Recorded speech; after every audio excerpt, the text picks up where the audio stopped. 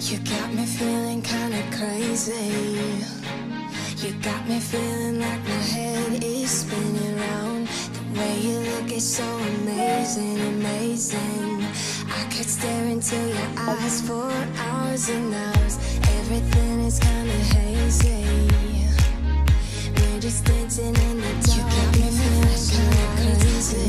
You can't hear what I'm saying, so I'm just gonna hold you closer. You take me higher when we're together.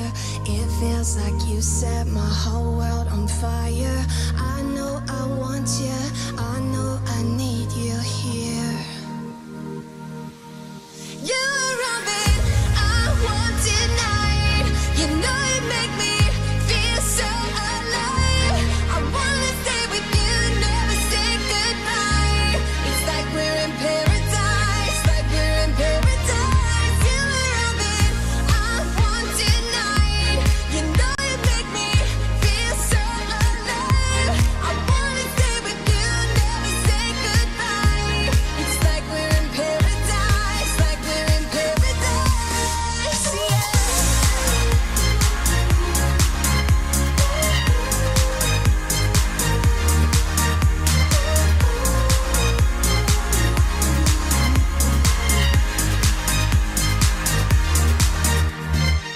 I don't know how you do it to me, but you make me wanna fly. I'm not coming down. Maybe it's the way you move, babe, move, babe. You've got that body and that smile, make my head spin round. I'll hold you close to me. You're all I want, so stay right here with me. This feels like paradise. You take me higher when we're together. It feels like you set my whole world on fire. I know I want you, I know I need you here. You're Robin, I want tonight. You know you make me feel so alive. I wanna stay with you, never say goodbye. It's like we're in paradise, like we're in paradise. You're Robin, I want tonight. You know you make me feel so alive. I wanna stay with you, never say goodbye. It's like we're in paradise, like we're in paradise. Yeah.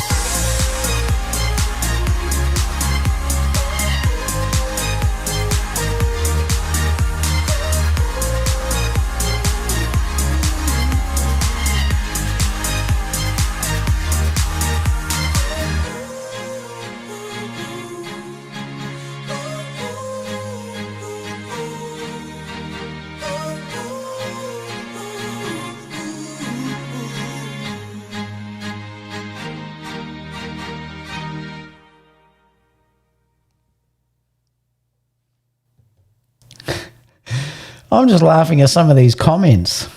Everyone's saying I'm late. Oh, I always set the time and then I'm out doing something or whatever. So, yeah, I am always late. Sorry. No, I'm not. I'm allowed to be. It's my show. Well, welcome, everyone. Popped in for the, well, it's not the usual show because this is a new show. We're basically going to discuss a camera, but I'm not going to be on the weekend because I'm doing weddings this weekend. I've got 2 weddings to do, so there'll be no live show this week. So this is it. So this is all I'll be doing with you guys. So I'll talk about that again later, just in case if a lot of people just pop in a little bit later. So pop into the chat because I want to give it enough time for people to know that I'm live because it's not a usual day that I'm on.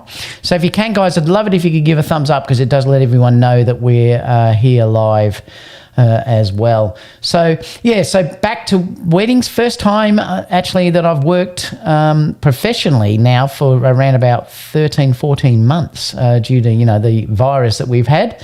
So I'm really excited about getting back into full-time work. So I've got big shoots both days this weekend. So I'm really excited about it. I can't wait, actually. We're going to be a bit rusty, though, I think, so it's going to be interesting. Kerry's a bit nervous. I'm not at all because, look, we've done that many weddings that I'm actually looking forward to it. I've missed doing it. So I'm really excited about getting back and stuck into work. And the locations we've got this week are just incredible. So really excited about it. Stay tuned because I'll probably show some work, obviously. Let me just go over to the chat to see who's here. So if you are here, pop in the chat, guys, and say hello. Heath is just saying hello. Is it Lemel? Is it, or Lamel? I'm not sure. Is saying sup. Heath said, hurry up, David, before you get a thumb down for lateness. Rob said, once again, somebody needs to check to get David a new clock. He said, laugh out loud. I'm actually half an hour earlier than usual because we usually don't start until 12 o'clock here, Melbourne time. Corona free. It is Corona. I'm drinking water today. I've got to do some work after this, so I thought I'd better behave. And it's not the weekend, so I'm working, so I'm not having a Corona today, guys. Staying alcohol free.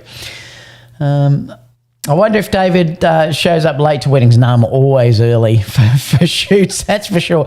I hate getting late to anything that I'm paid for, so I'm usually there early, actually, about half an hour before I'm meant to be there.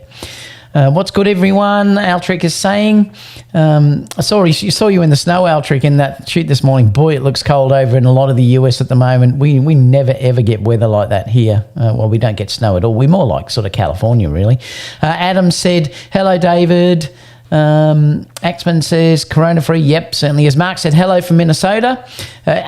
Alien Drone Services says, hi. Barry's also saying good morning. And Woody Woodman is saying, greetings, or all wishing you all a blessed one. Same to you, mate.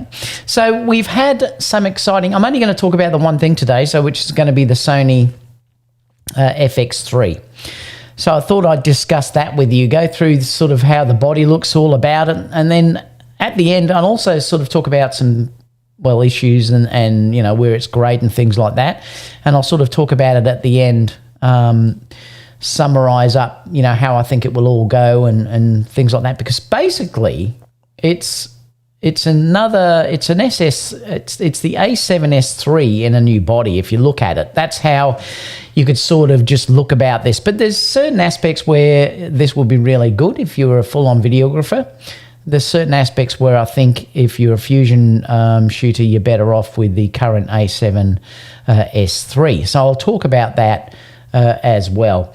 And I thought we'd go through that all together as well.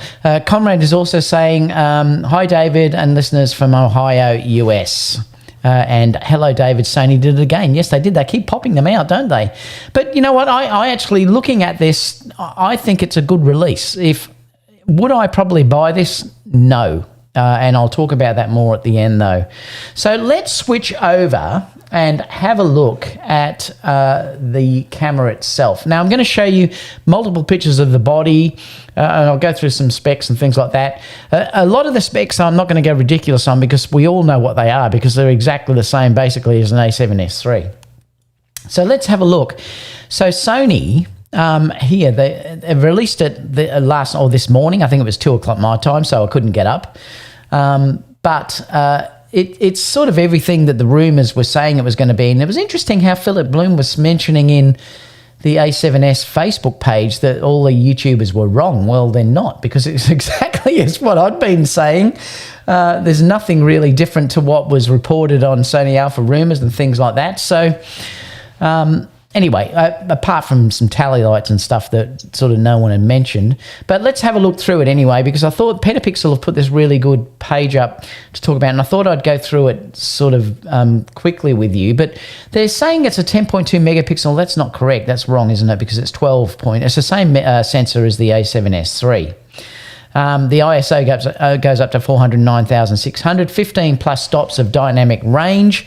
That's what they're saying, but I think it ends up really being about 12 and a half or something like that, but they always seem to say it's more than what it actually is. It's got S-Cinetone. Now, this is interesting, and I'll talk about that a little bit later. And they're saying that will be found on the Venice FX6, FS9, etc. So it's a true sort of cinematic profile that they put on their more cinematic cameras. But there is rumours that we're going to be getting this on the A7S III, and I'll talk about that as we go further down. It's got S-Gamut 3 and S-Gamut 3 Cinema. They're saying now the actual bit depths. Why is that coming up? Because it's meant to be. Oh, Greg wants to let me send something. I can't. He's going to have to wait. Now, it's basically got the megabits per second is the same as what the A7S is. It goes up to 600 megabits per second in all-eye. And it can shoot either XAVC 264 or HSVC up to 265. Well, it's 265. And it can capture up to 4K 120 frames per second. So basically, these are all exactly the same settings as what we've got in the A7S III. There's nothing different about this at all, apart from the recording time that I'll talk about later. This is the body, and I'm going to show some other pictures of the body in a minute, and I'll go through that in a second, so I won't show it here, but I'll actually bring it up a little bit later. Has the same 5-axis image stabilization as the A7S III as well, and it does also feature active mode. There was rumors that it wasn't going to have that, and I think I said that if you had the image stabilization, the 5-axis image stabilization, then they wouldn't put an ND in there, and that's what's happened. I think if they didn't put the stabilization, it would have had the ND, and I think in a way that would have been better than having the stabilization, but anyway, it's what they've done. So that, like I said, it's basically just the same as the A7S III.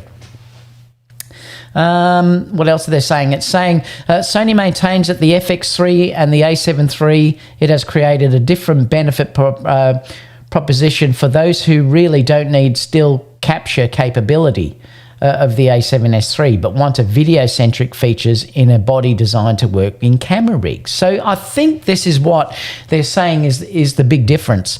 So at the moment, what Sony are doing is they're saying that if you want to have a hybrid type camera, well, then the A7S III is it.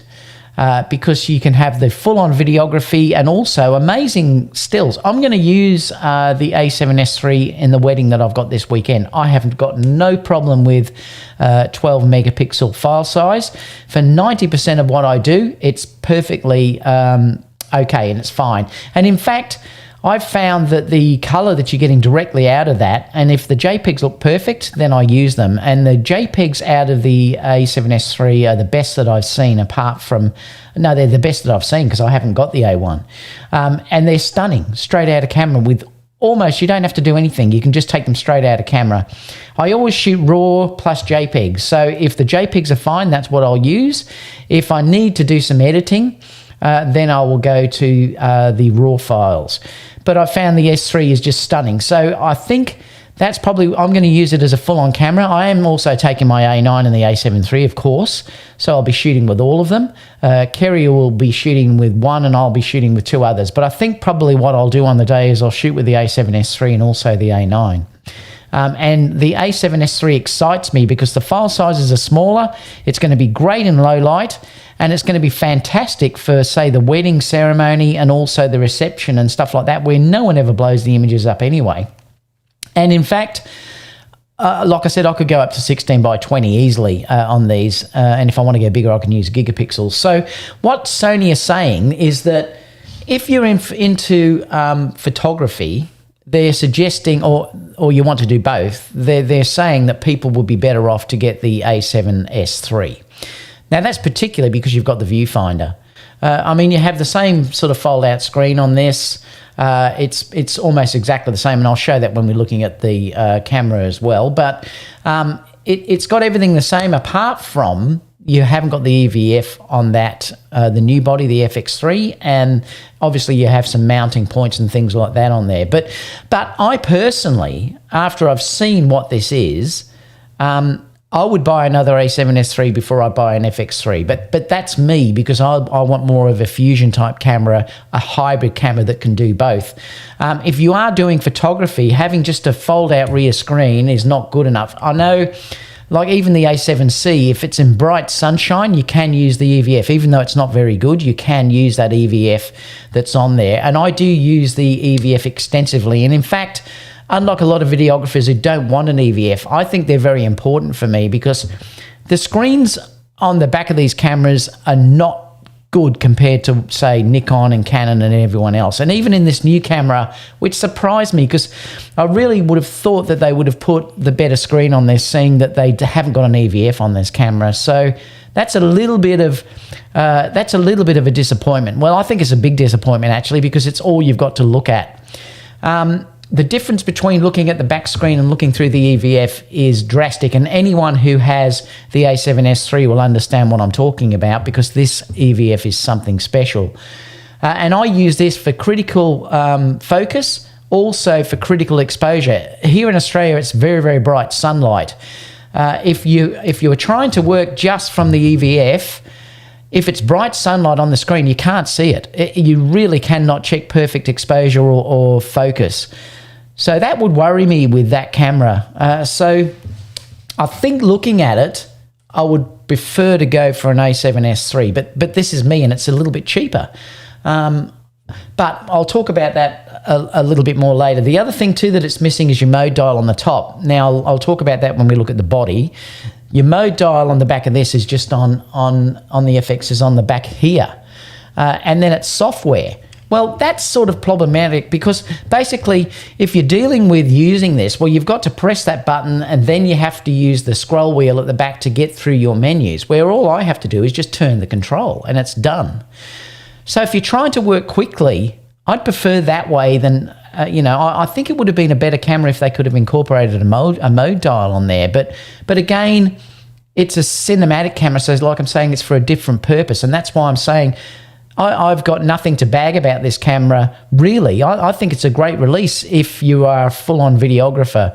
But, like I said, I'll keep talking about that as we go on. So let me just go back to this news thing here. So they are saying that they're two different purposes. So they're saying that, if you're a fusion type photographer or a hybrid photographer, you're better off to go with the S3. If you're a full-on videographer, you're better to go with the FX3. And that's what they're saying. Same sensor, same readout speeds, everything else. So it's all exactly the same.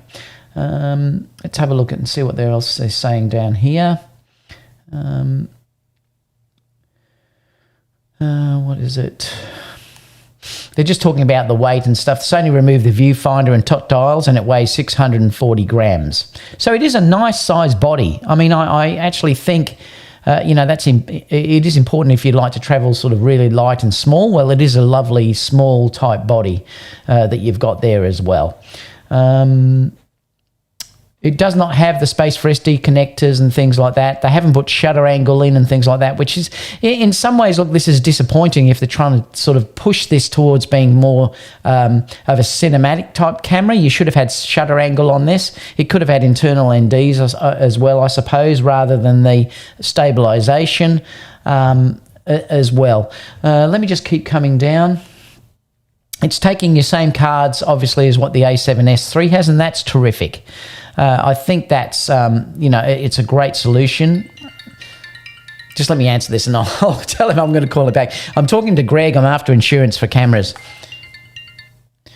Hi, Greg. Hey, how you going? I'm just on live. That's why I couldn't answer you back. Can I get to you in about 45 minutes or so? Absolutely. Yeah. Just ignore me. That's all good. All right, buddy. Okay, bye. Bye. Yeah, Greg, who usually comes in live, he might even come on now live, is an insurance broker and he does camera insurance. So I'm organising my camera insurance through him. So that's what I was doing. It's a great setup. In fact, look, these are both the cards that I'm using in my camera. I'm using the Sony cards. They're both the same. So I'm using, both of those. Let me see if I can get my face off. Is it going to go there? So I'm using the 160 gigabyte ones.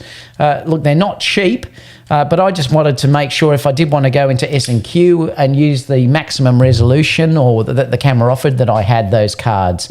So I bought two of them. So I've got those in there as well. Dick Tracy radio watch, I know. So that's terrific as well. Let's keep going down. I'm going to look at the body in some other shots. So I won't discuss that at this stage. I'm just going through the details and then I'll show you on the B&H site the body as well. So they're saying here Sony wanted the FX3 to be a camera that did not need third-party camera cage. And that's because of the mounting points at the top and also the side. So look, that's a terrific idea, I think. So if you did want to, yes, camera insurance is good, Panda. How are you, mate?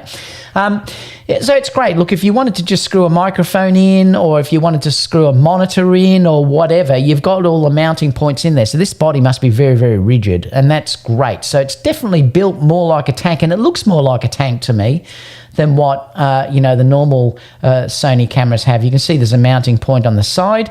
That may be because you have some sort of a adapter maybe built to hold the HDMI cable in, because at the moment there's nothing on there. You don't get a HDMI cable clamp there. That's why I've got this on the cage. Let me just show you.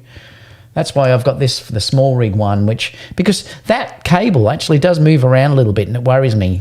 So I like to put the cable holder in. In fact, this ships with one, so that you can just screw that in if you want it to hold all the cables to stop them being pulled out. Well, there's nothing on this that will let you do that until they perhaps bring some type of adapter into it here. So you have got their quarter 20 inch thread holes, and I'm not sure how many is there. I think there's one. There might be one on the other side. 1, 2, 3, 4. There might be 5 or something. I'm not sure. But it does stop you having a cage. But I would think the interesting thing is if you wanted to travel very, very light, that could be a good thing. But I've got a feeling that most videographers would want to put this on a cage anyway. But anyway, that's. I suppose if you're going to put the microphone on, you might not be able to, but I'll talk about that as we come down a little bit more. As mentioned, it has an XLR handle. I'll show some pictures with all of this to show you actually how it works, but this is it here. You can sort of see how it's on there, and it does attach to the handle through those mounting points. So that could be an issue if a cage was built. I don't know how you'd fit a cage around that if you attach this onto it. There is 5, is there? Yeah, so there's 5... you can see there's one on the other side down here as well, these mounting points. So look, it's terrific in that regard, because like I said, if you don't want to carry a cage, well then it's great. You could you'll get all these great adapters and everything that's going to be built into this type of thing. And this is if you're going to use this new microphone adapter. Let's have a look. It's got 2 USB terminals, and I'll show these in a minute. There's micro and also Type-C, and I'll show you that. There's also a headphone jack and a HDMI port in there as well. A slight bulge behind the LCD is where it has Sony's hidden FX3 cooling system. So let me show you that. That's this one here. So what it does with this one, there's a small fan that sits inside here, so you get the active cooling.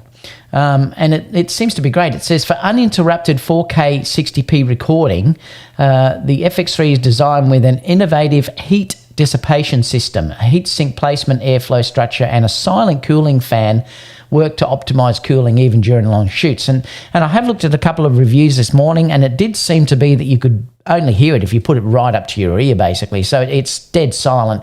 There's 3 modes. I think there's auto, low, and high, or something like that you can set it onto. But this will give you something like, well, it's unlimited recording. So I think it's a fantastic solution. Sony have said that it's waterproof, and I think what they've done is it's sealed at the back, and it's just got a heat sink that drags the heat out and then gets rid of it out of the camera. So in fact, it's like if you had some hacks for these, where if you open up the monitor, this gets very, very hot on the back. So in other words, if this was enclosed with a small fan there, it will drag the heat away from this section here and drag it outside. So even though there's vents that are still showing, it will get rid of that heat, and that's what gives you that unlimited recording that you can get through this. So I think that's a great solution. And Sony have said that their weather sealing on this is terrific. The A7S III, the A1, had new weather sealing that was put in completely, and this obviously will probably just go on from the same as that. Whether it's as good because of this heat system in it, well, we don't know, but Sony are saying that it is weather sealed. And I think that's a great solution. I think that's a great idea. Look, to be honest, I've never had mine overheat. I've never had the A7S III overheat. So for me, I don't think it's a problem. But if you're working say outside and you wanted to run a camera for an extended period of time on a really hot day, you know, like if you're 100 degrees Fahrenheit or something in full sun and you wanted to record 4K 60, it could be a worry. Whereas with this, because it's got that fan on, you could probably run it and it's never going to overheat. But we'll have to wait for tests to see how well that works. But I would expect it to work very, very well because, like I said, I've never had this overheat. So if you think that that's got a fan inside there with active cooling, I mean, I think, you know, it's going to be a terrific solution. Let me just come down again back to here. The fold-out screen is basically the same as the S3. I'm not sure whether it's designed a little bit stronger. I don't know. I think from the look of it, from what I've seen, it looks exactly the same. What else? It's saying it's got active cooling, which I just discussed. It says it can be recorded for about 13 hours of continuous shooting at 4K 60. So if they're saying that, yeah, summer weddings, Brett, it could be terrific. Even here, I mean, we're very, very hot here.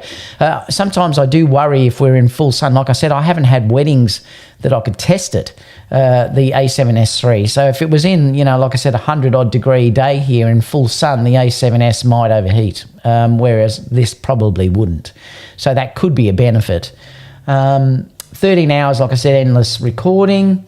They are saying that it's dust and moisture proof, though Sony states that is not guaranteed to be 100%. So it may be compromised a little bit compared to the A1 and the A7S III. We'll have to wait and see on that later on. But it does have the front cover, remember, that comes down over the lens when you turn it off. So that's also sort of a little bit good for dust sealing as well. What else? It can be powered continuously through through USB-C, so that's another great thing as well. Same as what the A7S will as well, and the the A1, I mean. And they're saying, aside from the only real difference, if you're talking about the spec side of things, is that it has S-Cinetone. Now, I noticed that the thing was, we had rumours that the S-Cinetone was going to be put into the A7S III. Now, I'm hoping that Sony doesn't hold off on that just because this camera has been released, and that worries me. So if Sony is watching this, please don't hold back on other Sony users, because that will really upset so many users that have just bought that camera. So, you know, I really think Sony should release. There's no reason why they can't now, because look, this has the same sensor, it has the same processors, everything built into it. I mean, I am using that hack that gives you basically the same thing, but I would like the dial where you can just, you know, pull the profile in and just use that. So I think if Sony holds out on that, I think that's a really bad move on Sony. So I'm hoping that it's announced in the coming days. But at the moment, it's the only real difference between the two cameras if you're looking at how they perform. So that's interesting in itself. So whether Sony are going to say, well, look, we're not going to put that in because people then may not buy it, I don't know, because then people may not buy the A7S III. So I think that's how Sony should be thinking at the moment, is that that if you want to buy the A7S III, you would still buy it. If you wanted to buy the FX3, you would still buy that too. So I don't think either one's going to take sales away from the other. You know, I think that's how you'll find it. So I'm hoping that they give us that for the A7S III very, very soon. What else? The body shape, like I'll talk about in a minute. They're saying battery life should be better. They're saying about 1.5 times better. And that's due to the you haven't got that EVF anymore, because that would be pretty power hungry. Just looking down here.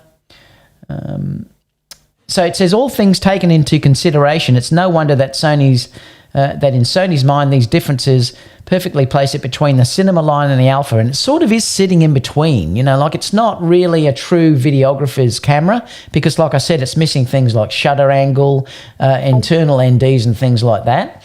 What else? I didn't get that. Oh, sure, Siri. Could you try again?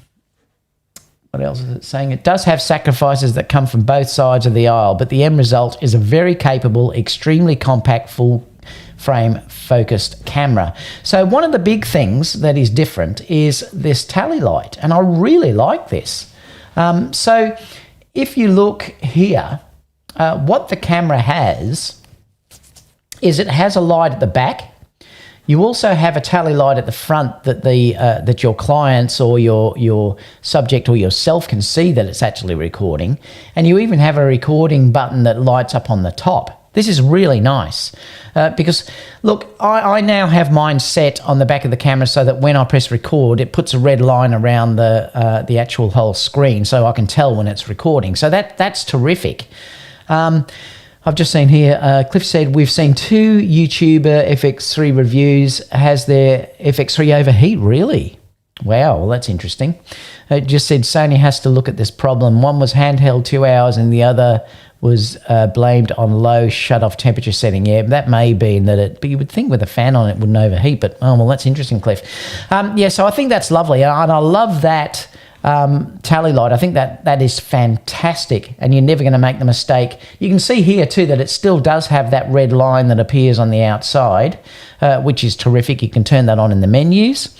Guy with the camera said that tally light got me jelly. Yeah, it is. It's really nice. I think the body, I really do like the body of this. I think the actual body is terrific.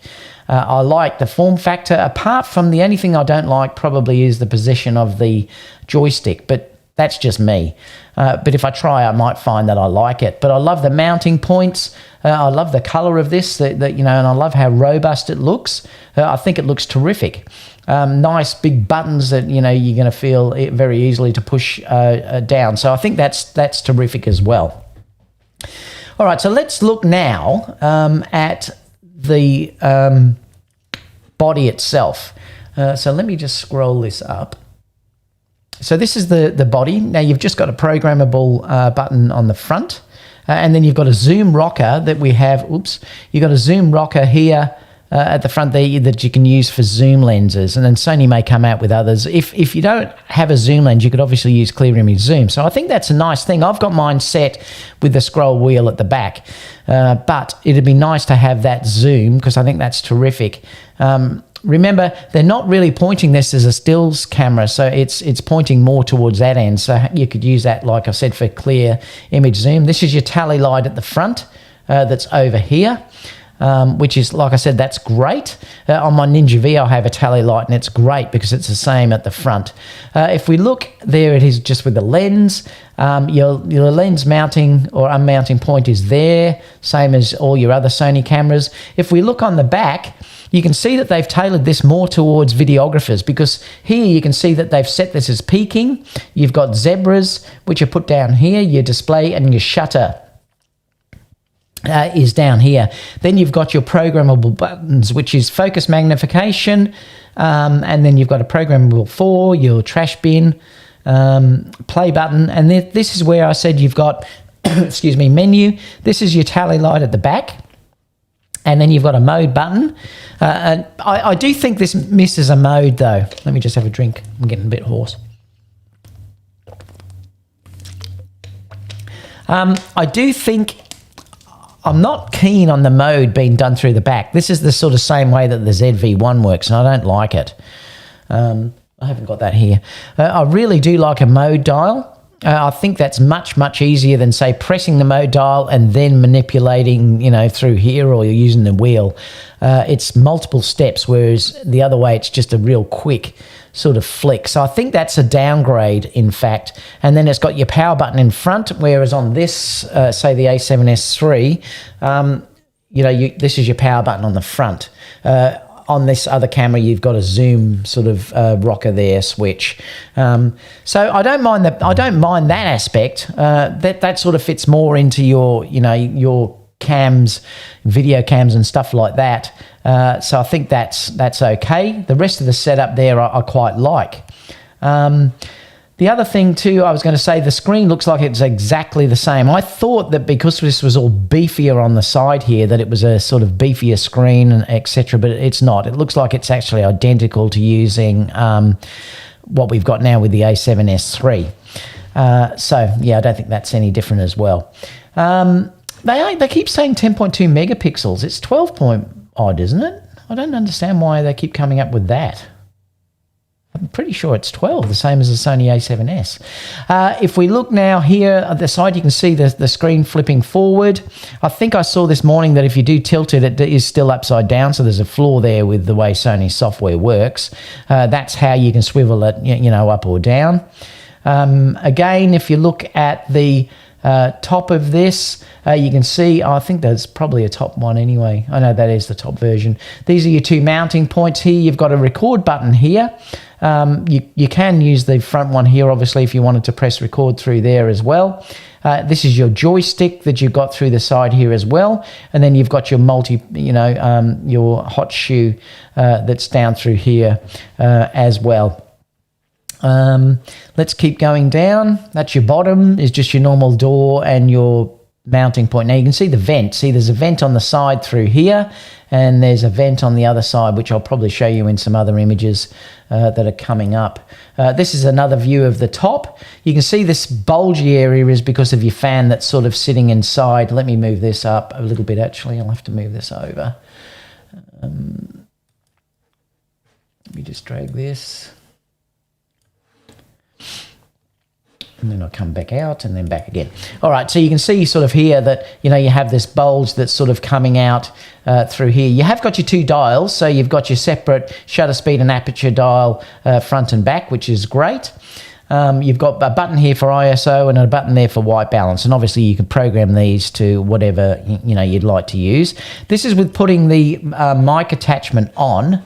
Let me just zoom this down a little bit so we can see this.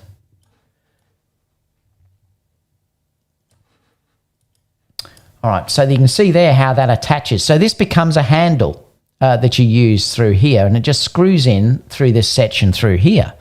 And then obviously you can attach your XLR microphones, and I believe there's an on-off switch on the other side of this. Does it show it on the other side? Yes, it does. There you go. So it's actually there. So you've got,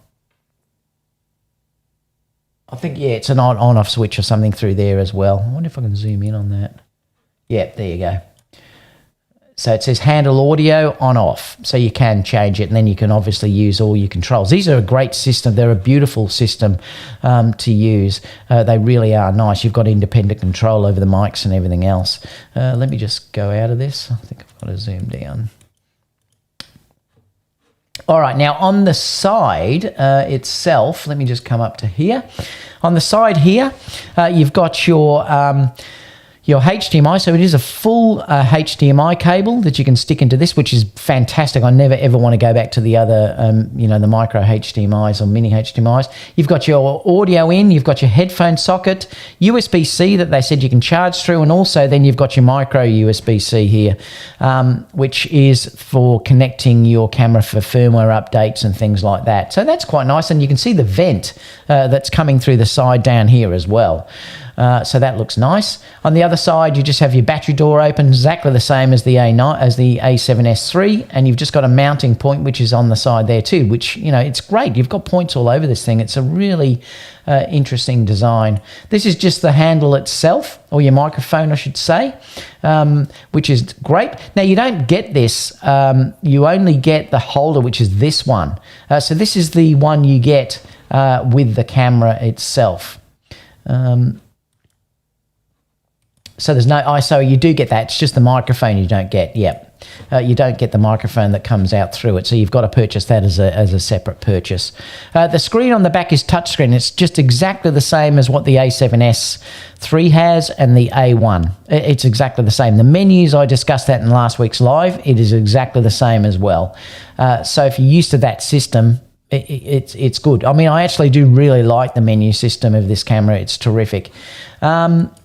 Like I said, it's got the same card system as what we've got with the A7S III and the A9, and you can use your standard SD cards, or you can use the CF Express A cards, which is really nice. That's with the microphone attached. It'll give you an idea about how this looks. Like I said, so if you did want to travel minimal without having a cage on, this is a nice setup.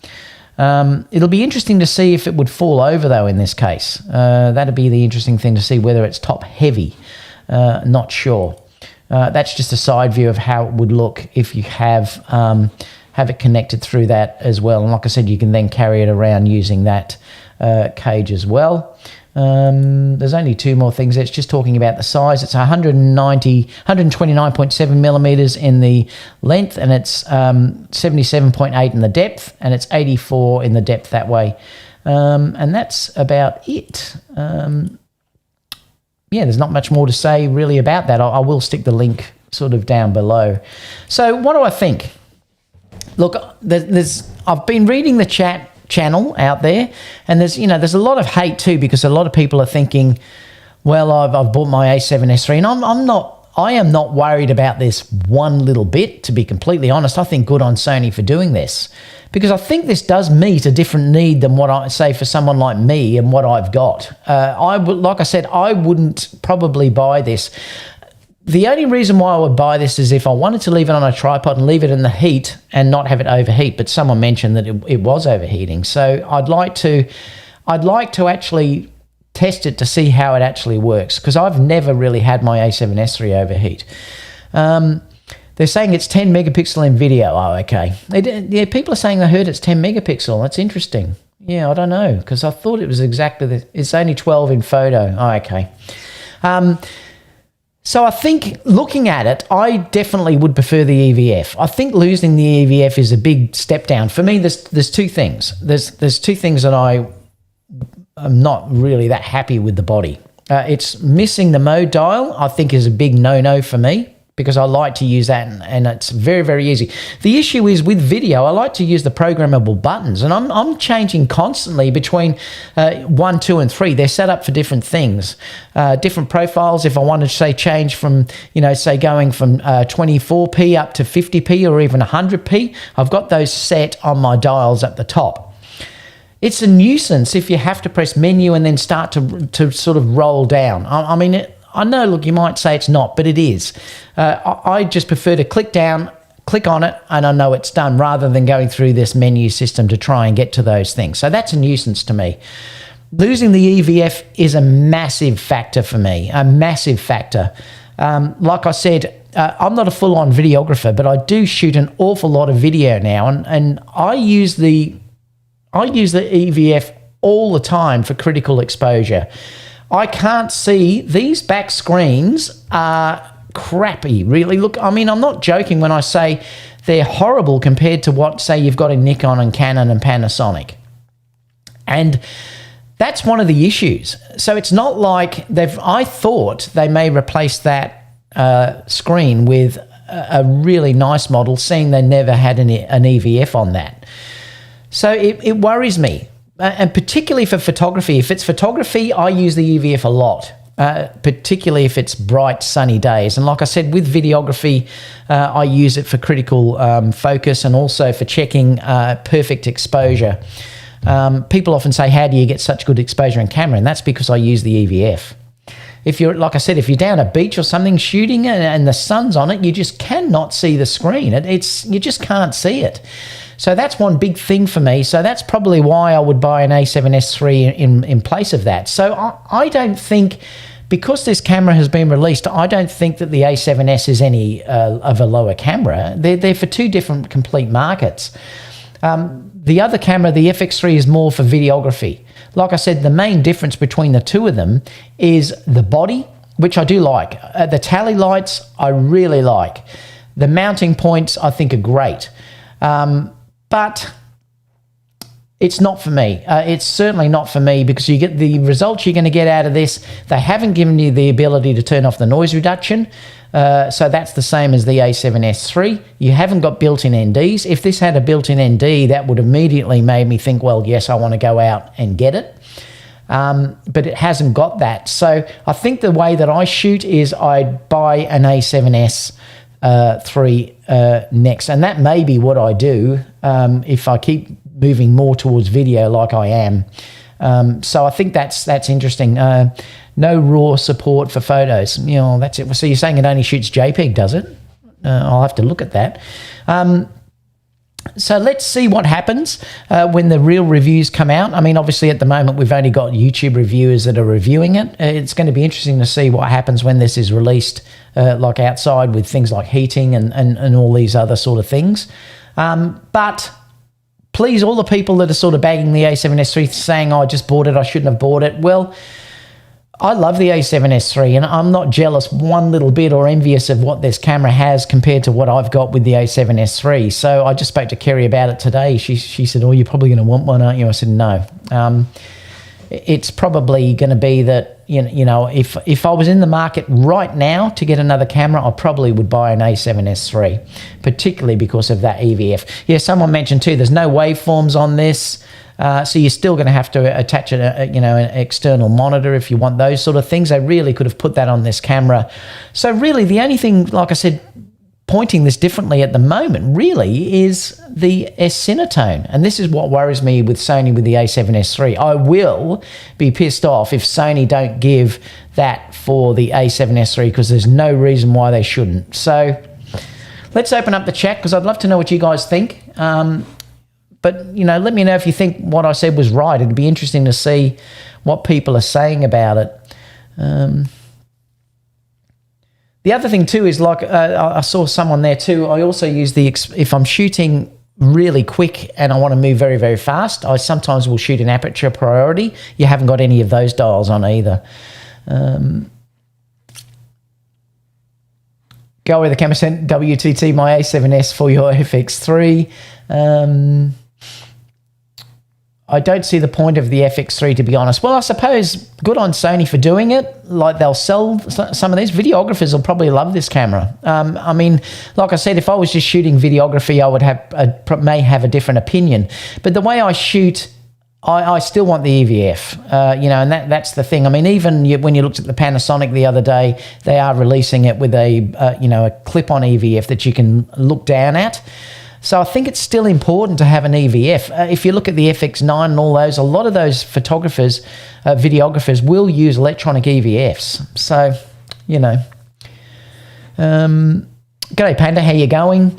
Captain said, after watching all the reviews, I think the A7S III is a more capable video camera than the FX3, to be honest. Well, I'm not sure if it's more capable.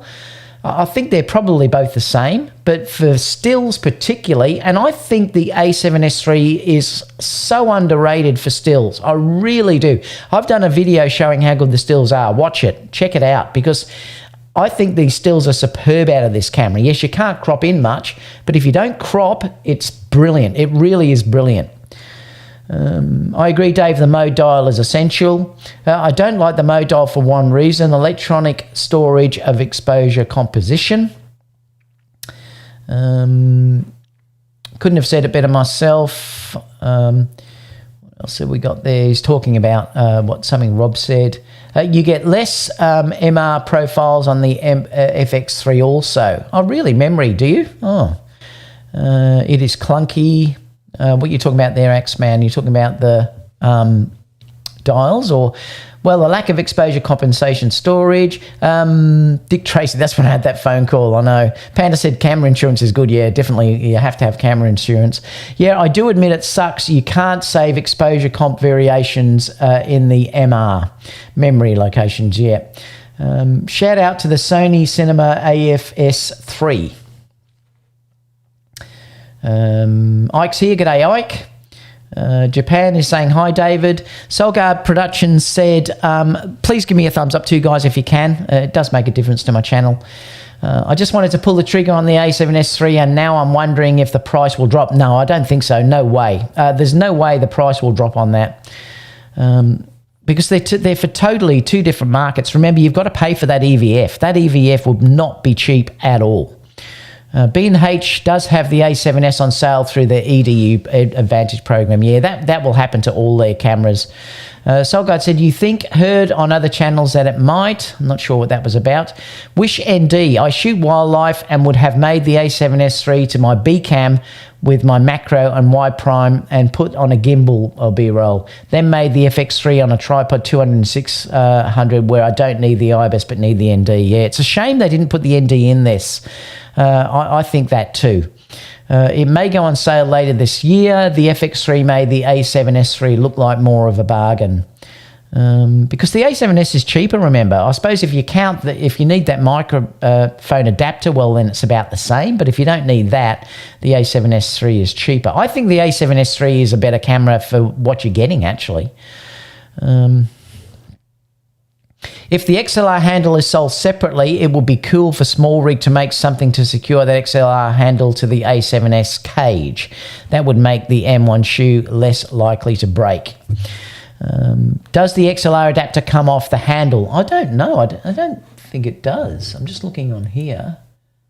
Yeah, it's hard. Yeah, it may do.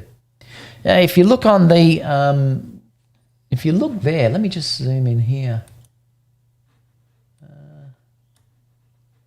It might do looking at the attachment there. So it may come off. It might have an electronic, it might have some electronic points through here or something that you can get out of that. So perhaps it does. Not sure.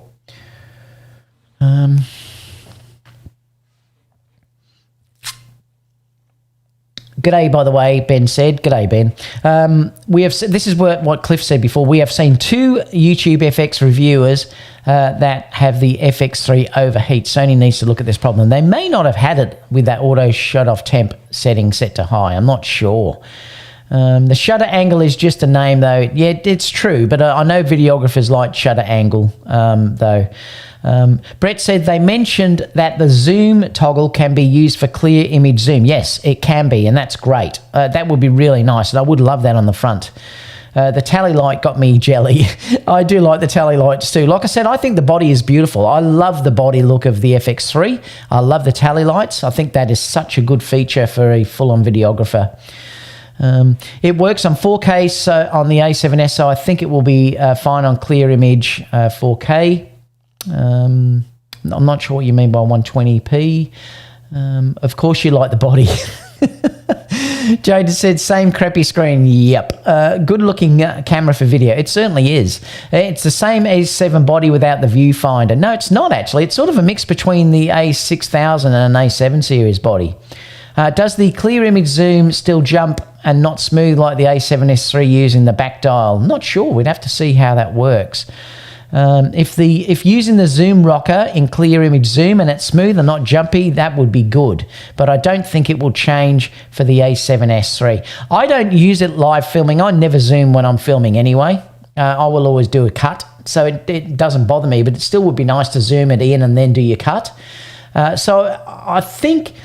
look, if you have, say, something like the 18 to 105, if you had that type of lens on there, it would be very, very smooth. But that's using it through a zoom lens. They may bring out a couple of new zoom lenses because of this. Who knows? But clear image zoom, yes, does have that little bit of stepping. But that never worries me because, like I said, I just do a cut. So I don't like zooming in as you're shooting.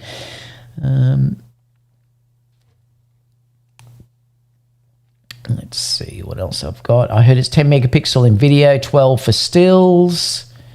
Ike said, yeah, it's 10 megapixel in video mode. Guy with the camera said, I haven't met. Oh, they're talking to each other. That's okay. If it had Super 35 and ND, it will, I would wet the bed for this camera. Yeah, you can't do Super 35 on it due to the megapixels. So, you know, that would be nice, but you just can't do it with that. You'll probably get that. Wait for the A7 IV. That's what you're going to get in something like the A7 IV that has, you know, around about 30-odd megapixels, I would say. And maybe an EVF. I'm here for the thing that sucks monies from your pockets till drain dry. I love it. Benjamin said, I live in Amsterdam. We have a few of them. Harry said, hi, David and Ike. Guy with the camera. Oh, he's talking to each other again. Let me see. Is this camera great for beginners? Yeah. I mean, it is. I think it's a terrific camera if you're a full-on videographer. Still may buy one, though. Ben said, waveform and monitor is kind of too small. Yeah, it would be hard, I sort of think, to that size. Not that big a deal, lack of shutter angle. I mean, I'd still like it to have waveform, though. Like, it would be a nice thing to put on there. Sony should also give B-RAW through firmware update for people who are DaVinci. That would be amazing, but I don't think it's probably going to happen. Colours in the stills are better than my A7R III, but I don't have the same croppability. That's true, Ben. They haven't, but I don't crop in camera. Very rarely do I ever crop in camera. I shoot exactly as I want it. So shooting 12 megapixel for me is not a problem. I just have to get Kerry used to doing it. That's the issue. Sony should give us... I read that one. Hi, all a little late to the party. Well, at least you came, Sam. Nice to see you in here. I got the A7S III a few weeks ago. I was buying now. If I was buying now, I'd still get the A7S III. Well, so would I, Shane. The F3 is a brilliant camera. I agree, it is. If I get a second camera, I'll probably get the A7 IV when it comes out. Sam said he pre-ordered the A1. Well, that's all you're going to need, Sam. That's going to be amazing. I'm honestly stuck between the Pana S5 and the A7S III. But if the price drops a bit, it would make a choice easier. They're both great cameras. I'm Brown says, I remember it's an entry-level FX camera. You don't buy a camcorder to pair with your A9 just because a camcorder can give you 20 megapixel stills. And remember, it is their entry-level FX camera as well. Is this a great camera for portraits, landscape, car photography? No. If you're going to do that sort of stuff, you get another camera. If it's photography, I wouldn't be buying the if it's permanent photography, I mean, and landscape, I would be getting something like the A7R4 or the A7R3. Long Rider, g'day Long Rider. A7S III is made to work with A7 series. FX3 is made to be a B cam for the FX series. It would have made more sense to just combine both the FX3 and the A7S III into one camera. I wonder what Philip Bloom was talking about. Oh, no, I don't know that either, Shane, because the rumours were spot on. I don't know what he was going on about. Hopefully you'll answer that, because it's a bit weird what he said. Ike said, now that's true. We can't trust him. I know. There's no EVF shutter. There's no EVF shutter angle. Sony should have at least added the high-res bright display. Also, they should allow saving files to an external SSD. CF Express Type A cards don't have more than 160 gigabyte capacity yet. Ben said, I shoot wildlife. Crop is always nice. Yeah, see, I don't shoot wildlife. I just shoot portraits, basically, and I shoot landscapes sometimes when I go traveling, so I just don't need that. So let me know what you think, because, look, I certainly have not got a problem with Sony releasing this camera. I think it's a really great release, and I think people bagging it, really, there's nothing to bag there. It's just that it's so similar to what the A7S III has in specs that people can get confused about which one you would like. And after looking at the release, like I said, I think that the Sony A7S III is the better camera out of the two of them. Unless you want a body that you, like I said, you want to bolt things directly onto the body and things like that. But I think missing out on the EVF, missing out on your mode dial, the aperture compensation dial and things like that, to me personally, I think the A7S III is a better buy for what I do. If you're a full-on videographer that never ever uses an EVF and you just like the fold-out rear screen, obviously the FX may be for you, and you've got S-Cinetone built in. We've got to wait for the S-Cinetone to hopefully come with firmware upgrades. I'm hoping Sony doesn't. I'm sure they will. So, you know, I'll be pretty excited when that comes out. Things that they could have made better, I definitely think the screen. Sony, they must have 20 million of these things sitting in a warehouse somewhere, and they're going to use them for the next 10 years until they've used all of those screens up.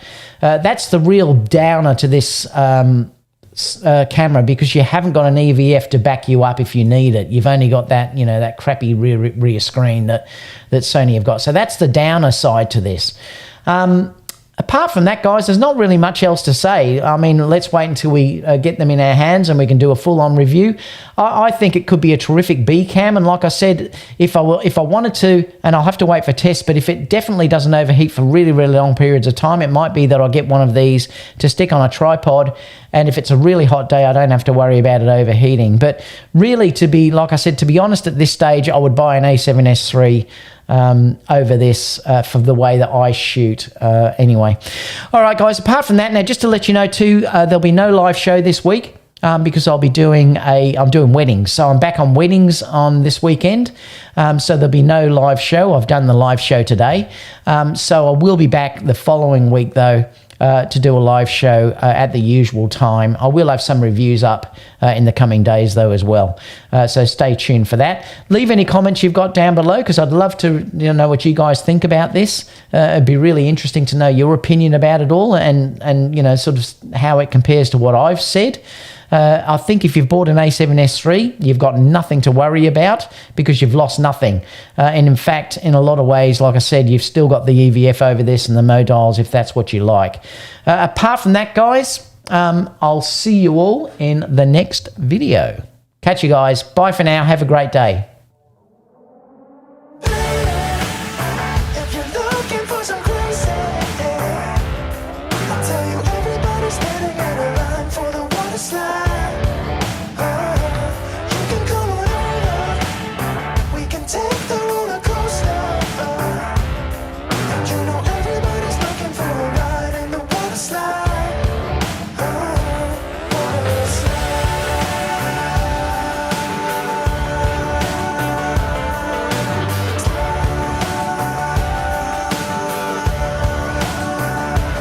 Water slide. Surfing on a wave of good feelings.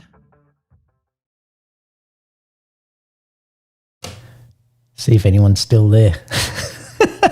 By the way, I will leave the link where you can get this camera if you want to purchase it, an affiliate link down below. So click on that if you are buying it. Catch you guys. See you all later. Bye for now.